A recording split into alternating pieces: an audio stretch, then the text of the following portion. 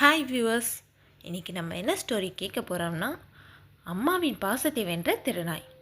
உங்களுக்கு டாக் பிடிக்குமா? அப்போ இந்த ஸ்டோரி கண்டிப்பாக பிடிக்கும். இந்த மாதிரி நிறைய ஸ்டோரி கேட்க என்னோடய சேனலை மறக்காமல் சப்ஸ்கிரைப் பண்ணுங்கள். பக்கத்தில் இருக்க பெல் பட்டனையும் கிளிக் பண்ணிடுங்க. இப்போ நம்ம ஸ்டோரிக்குள்ளே போகலாமா? அர்ஜுன், சீக்கிரம் கிளம்பு, டாமியை ஹாஸ்பிட்டல் கூப்பிட்டு போகணும்ல.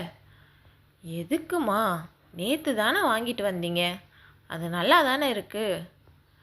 டேய், நாய் வளர்க்கணும்னு ஆசைப்பட்டால் மட்டும் போதாது, அதை ஒரு குழந்தை மாதிரி பார்த்துக்கணும். இப்போ அது பிறந்து 15 நாள் ஆகுது. அதுக்கு தடுப்பூசி போடணும், அப்புறம் அதுக்கு சாப்பிட என்ன கொடுக்கணும்னு டாக்டர்கிட்ட கேட்டு வரப்போ அதெல்லாம் வாங்கிட்டு வரணும் என சொல்லி கொண்டிருந்த அம்மாவை பார்த்து அர்ஜுன் சிரிக்க அதை கவனித்தவள், எதுக்குடா சிரிக்கிற இப்போ? உண்மையை நினச்சேன், சிரித்தேன். சரி, அதை விடுங்க. அப்பாவும் நம்ம கூட வராங்களா? இல்லைடா, காலையிலே ஏதோ முக்கியமான கேஸ்னு சொல்லி ஸ்டேஷன் போயிட்டாங்க. சரிம்மா, நம்ம போகலாம். முதல்ல நீங்கள் போய் ரெடி ஆகுங்க. அவள் பேசுவதை கேட்டு அர்ஜுனுக்கு மட்டும் இல்லை, எனக்கும் சிரிப்பு தான் வருது. இந்த அம்மாவுக்கு நாய்கள் இனமே பிடிக்காதுன்னு தான் இத்தனை நாள் நான் நினச்சிட்டு இருந்தேன். இப்போது திடீர்னு நாயை குழந்த மாதிரி பார்த்துக்கணும்னு டைலாக் பேசினா யாருக்கு தான் சிரிப்பு வராது? அப்புறம் நான் யாருன்னு சொல்லலையே. என் பேர் கருப்பேன். என்னை எல்லாரும் செல்லமாக கருப்பான்னு கூப்பிடுவாங்க. ஆனால் இந்த அர்ஜுன் அம்மா பிரியா மட்டும் நாயின்னு தான் கூப்பிடுவாங்க. எனக்கு அர்ஜுன்னா ரொம்ப பிடிக்கும், அவனுக்கும் என்னென்னா ரொம்ப பிடிக்கும். ஆனால் அவங்க அம்மாவுக்கு என்னை சுத்தமாக பிடிக்காது. இந்த தெருவுக்குள் என்னை தாண்டி புது ஆளுங்க யாரும் வர முடியாது. அப்படி காவல் காக்கிறதால தான் எந்த வீட்டுக்கு போனாலும் எனக்கு சோறு போடுவாங்க. ஆனால் நண்பனாக பழக எனக்காக யாரும் இல்லைன்னு நான் வருத்தப்பட்டுட்டு இருந்தப்ப எனக்காக வந்தவன் தான் அர்ஜுன். அவன் இந்த தெருவுக்கு வந்து 4 வருஷம் ஆகுது. வந்த முதல் நாளே எனக்கு சாப்பிட பிஸ்கெட் கொடுத்து என் கூட ஒரு 5 நிமிடம் விளையாடி இருப்பான். ஆனால் அதுக்குள்ளே அவங்க அம்மா, டேய் அர்ஜுன், தெரு நாய் கூடலாம் விளையாடினா அது கடிச்சு வச்சிரும், அது கண்ட இடத்துல படுக்கும், சாப்பிடும், அது மேலே நிறைய கிருமிலாம் இருக்கும், அதை தொட்டு விளையாடினா உனக்கு தான் உடம்பு சரியில்லாமல் போகும், வா வீட்டுக்கு என்னை அவனை கூப்பிட்டு போயிட்டாங்க. அடுத்த நாள் என்னை அருகில் வந்தவன், எங்கள் அம்மா சொன்னது சரிதானே, நீ ரொம்ப அழுக்காக இருக்க, அதனால் அம்மாவுக்கு தெரியாமல் நானே உன்னை குளிப்பாட்டி விடுறேன்னு குளிப்பாட்டி விட்டான். இப்படி ஆரம்பித்தது எங்கள் நட்பு, அவங்க அம்மாவுக்கு தெரியாமல். எங்கள் 2 பேருக்கும் கண்ணாமூச்சி விளையாட்டுனா ரொம்ப பிடிக்கும். எப்போவும் நான் தான் வின் பண்ணுவேன். அர்ஜுன் எங்கே ஒளிஞ்சிருந்தாலும் நான் கண்டுபிடிச்சிருவேன். அதனால் நேற்று நான் கண்டுபிடிக்காத இடமா போய் ஒளியணும்னு அவன் ஒளிஞ்ச இடம் அவங்க அம்மா பின்னாடி சும்மாவே ஆடுவாங்க.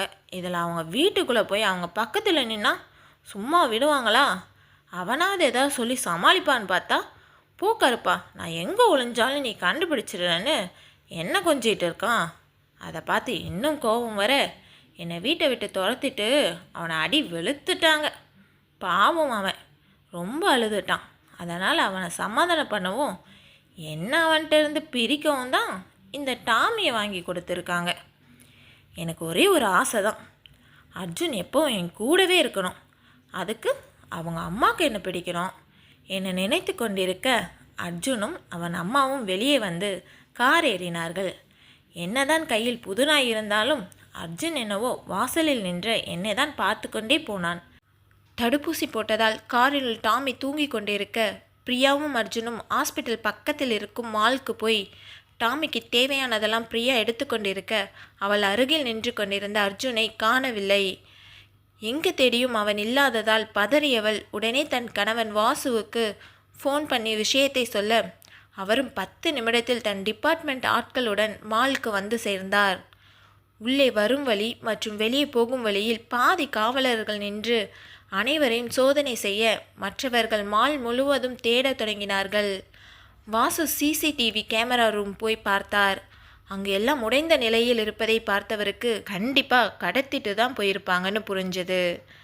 உடனே சப் இன்ஸ்பெக்டரை அழைத்து எதிரில் இருக்கும் கடையில் உள்ள சிசிடிவி கேமராவை செக் பண்ண சொல்லி அனுப்பிவிட்டு தன் மனைவியிடம் வந்து, சந்தேகப்படுற மாதிரி யாராவது உன்னை பின்தொடர்ந்து வந்தாங்களா என்று கேட்டார்.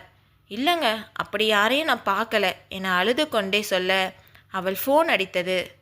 யாருன்னு பாரு, இதோ புது நம்பருங்க, எடுத்து ஸ்பீக்கரில் போட்டு பேசு. ஹலோ, யார் பேசுகிறீங்க? இங்கே பாருமா, உன் பையன் என்கிட்ட தான் இருக்கான். உன் புருஷன் இன்னைக்கு காலையில் கைது பண்ண என் தலைவனை வெளியே விடணும். அதுவும் இன்னும் 2 மணி நேரத்தில் விடணும். இல்லைனா உன் பையனை நீ உயிரோடு பார்க்க முடியாது. என்ன இன்ஸ்பெக்டர், நீயும் ஒட்டு கேட்டுட்டு தானே இருக்க? இன்னும் 2 மணி நேரம்தான் டைம் என ஃபோன் காலை துண்டித்தான். இவள் கண்களில் கண்ணீருடன் தன் கணவன் வாசு காலில் விழுந்து மன்றாடினாள். எனக்கு என் பிள்ளை உயிர் முக்கியம். உங்களை கெஞ்சி கேட்குறேன்.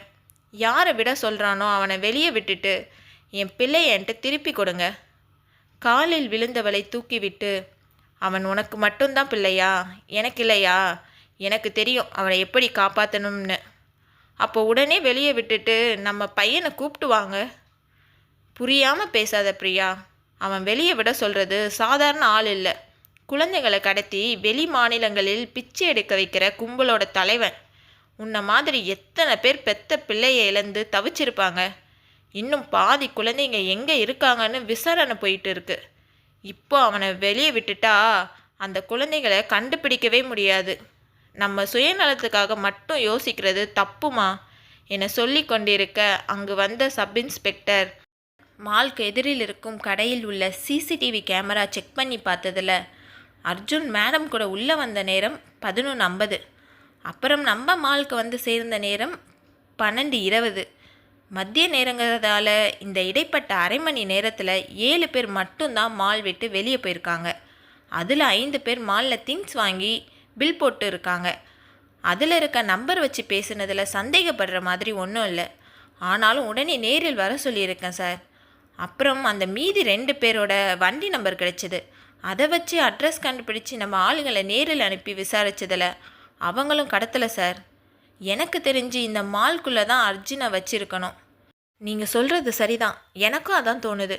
நம்ம டீமை ஒரு இடம் விடாமல் தேட சொல்லுங்க என்று வாசு சொல்ல மறுபடியும் பிரியா ஃபோன் அடித்தது. அதே நம்பரிலிருந்து கால் வந்ததால் எடுத்து ஸ்பீக்கரில் போட்டு பேசினாள். என்ன மேடம், உங்கள் புருஷன் என் தலைவரை விடுற மாதிரி தெரியலையே. நான் சொன்ன 2 மணி நேரத்தில் 1 மணி நேரம் முடிஞ்சிருச்சு. என்ன கண்டுபிடிச்சிருக்கீங்க? உங்கள் பையன் மால் உள்ள இருக்கான்னு தானே? அதை என்கிட்ட கேட்டால் நானே சொல்லியிருப்பேனே.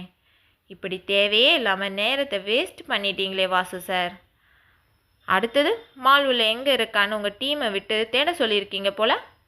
மால் உள்ள தான் இருக்கான்னு கண்டுபிடிக்கவே 1 மணி நேரம் ஆச்சு. இவ்வளோ பெரிய மாலில் எந்த இடத்துல இருக்கான்னு கண்டுபிடிக்க குறைஞ்சது 2 மணி நேரம் ஆகாது உங்களுக்கு. ஆனால் அது வரை உங்கள் பிள்ளை உயிரோடு இருக்கணும்ல சார். நான் சொல்கிறத 2 பேரும் நல்லா கேட்டுக்கங்க. அதே இடத்துல இன்னும் 1 மணி நேரம் உங்கள் பிள்ளை இருந்தால் அவன் உயிர் போயிடும். அதனால் ரொம்ப யோசிக்காமல் நான் சொன்னதை செய். அதை விட்டால் உனக்கு வேறு வழி இல்லை. நான் சொல்லாமல் இந்த மால்குள்ளே 1 மணி நேரத்தில் உன் பிள்ளை இருக்க இடத்த எவ்வனாலையும் கண்டுபிடிக்க முடியாது என சொல்லி ஃபோனை வைத்தான். அதை கேட்டவள் துடித்து போனாள். என் பிள்ளை எனக்கு வேணும். நீங்கள் உங்களால் எவ்வளோ முடியுமோ அவ்வளோ தேடுங்க. ஆனால் அவன் சொன்ன மாதிரி அவன் தலைவனை மட்டும் வெளியே விட்டுறாதீங்க. நம்ம மாதிரி எத்தனை பேர் துடிச்சிருப்பாங்க. இனி என் நிலைமை யாருக்கும் வரக்கூடாது. நீங்களும் போய் தேடுங்க வாசு. நான் கொஞ்சம் வீட்டுக்கு போயிட்டு வரேன் என்று காரை எடுத்து கிளம்பினாள். வீட்டை அடைந்ததும் இறங்கி கருப்பா என்று கத்த அவள் குரல் கேட்டதும் இந்த ஒரு வார்த்தை கேட்கத்தான் 4 வருஷம் காத்திருந்தேன் என்ற சந்தோஷத்தில் ஓடி வந்தவன் அர்ஜுன் இல்லாமல் பிரியா மட்டும் தனியே கண்கள் கலங்க நிற்பதை பார்த்ததும் ஏதோ பிரச்சனை என புரிந்து கொண்டு அவள் காரில் ஏறுன்னு சொன்னதும் ஏறிக்கொண்டான். 10 நிமிடத்தில் மால் வந்து சேர்ந்தார்கள். அர்ஜுனை தேடிக்கொண்டிருந்த வாசு இவர்களை பார்த்ததும் ஓடி வந்து, இந்த நாயை கூப்பிடவா இப்போ போனேன்? ஆமாங்க, இதுதான் நம்ம அர்ஜுனை கண்டுபிடிக்க போகுது. எங்கள் டிபார்ட்மெண்ட் நாயாலேயே எதுவும் பண்ண முடியல பிரியா. தெரு நாய் என்ன பண்ணிரும்? அவன் பேசியதை காதில் வாங்காமல், கருப்பா, இந்த மாலில் தான் அர்ஜுன் இருக்கான், அவனை நீ தான் போய் கூப்பிட்டு வரணும்னு சொன்னதும் கருப்பன் தேட ஆரம்பித்தது. அர்ஜுன் வாசனை கருப்பனுக்கு நல்லா தெரியும் என அவள் நினைத்தது சரி என்பது போல் 15 நிமிடத்தில் பேக் கடையில் உள்ள ஒரு சூட்கேஸை பார்த்து கருப்பன் குலைக்க வாசு உடனே ஓடி போய் சூட்கேஸை திறந்து மூச்சு விட முடியாமல் திணறிக் கொண்டிருக்கும் அர்ஜுனை வெளியே தூக்கினான்.